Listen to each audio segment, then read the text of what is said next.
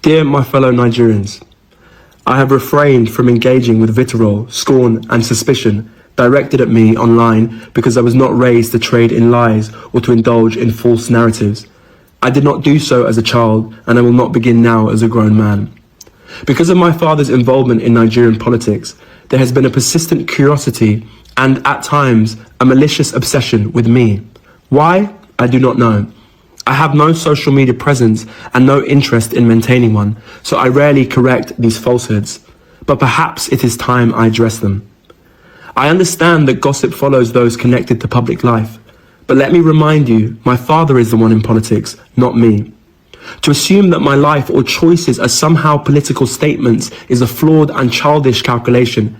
It reveals more about the pettiness of those spreading such narratives than it does about me or my father. This pattern has become all too familiar.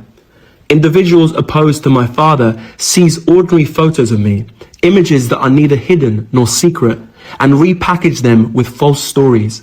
These are not revelations, they are not exposés, they are simply misrepresentations, fiction spun from pictures. I have seen this happen to others, but experiencing it myself repeatedly is deeply unsettling. Still, I want it to be known clearly, what is being circulated is gossip. I'm an actor and a writer by profession.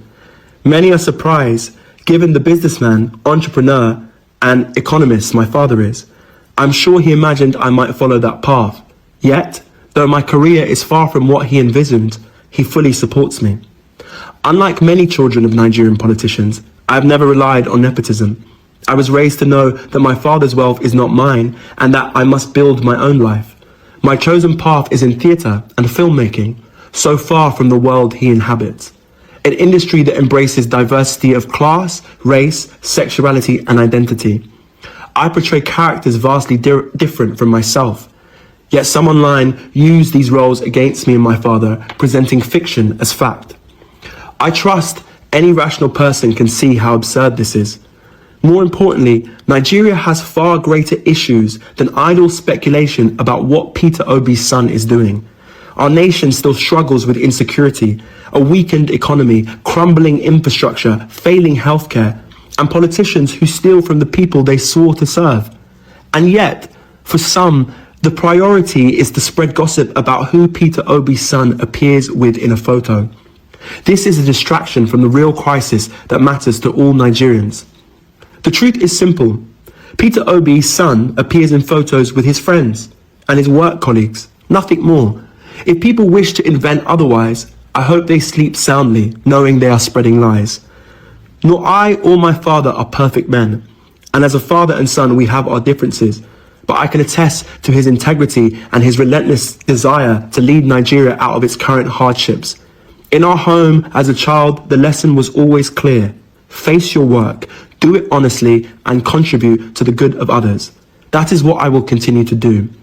So to those who attempt to distract us with lies, I beg you, stop pulling attention away from Nigeria's urgent problems. My father has my vote, not because he is my father, but because he is the right man for the job. If others wish to go low, invent scandals, or attack me to wound him, they are free to do so.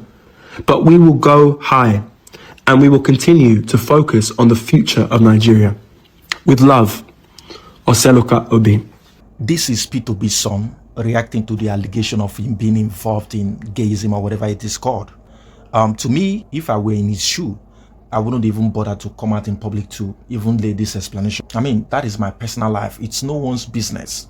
But then let's talk about it. Imagine people are posing, not about Nigeria's economy, not about insecurity, not even about the rising cost of living, but about peterobison, an allegation of being a gay.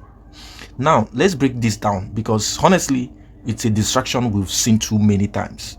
Imagine in a community where there is a leaking roof, no water in the well, and the food prices in the market are skyrocketing. Instead of fixing the leak or finding the solutions, the neighbor spends the whole day gossiping about whether the landlord's child dyed his hair or not.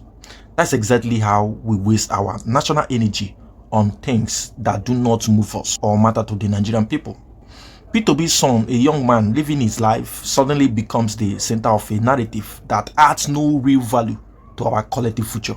And while some netizens are busy dissecting his pictures, the real conversation about unemployment, healthcare, and the state of our economy are being pushed aside. So you see, this is how distraction works. Important discussions are replaced with sensational gossip. Instead of asking of what is the government doing about power supply, people are arguing in the comments about someone's private life. It's almost like a magician's trick.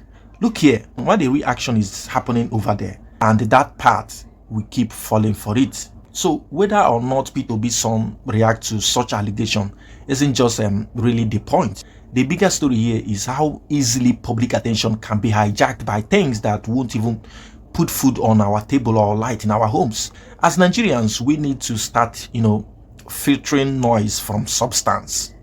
Otherwise, we will keep trending hashtags about personalities while the politics affecting our lives remaining ignored. Now, let me ask you, what do you think? Should we keep giving energy to these distractions? Because to me, that is what I call it. Or should we shift our focus to the issues that truly matter? Lastly, let me leave you with this picture. There was once a village where fire broke out in the market square.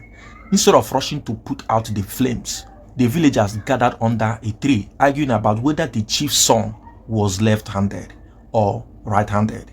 By the time they finished their gossip, the fire had already consumed half of the market, and they all suffered. That's exactly how distraction works. While we debate over someone's private life, the real fire of poverty, insecurity, and unemployment keeps burning around us. So my people, the question is simple. Do we keep chasing gossip, or do we start putting out the real fire? I will leave it now for my audience. Drop your thoughts in the comments, share this video so others can join the conversation, and of course subscribe so you don't miss out the next episode like this. Thank you so much for watching.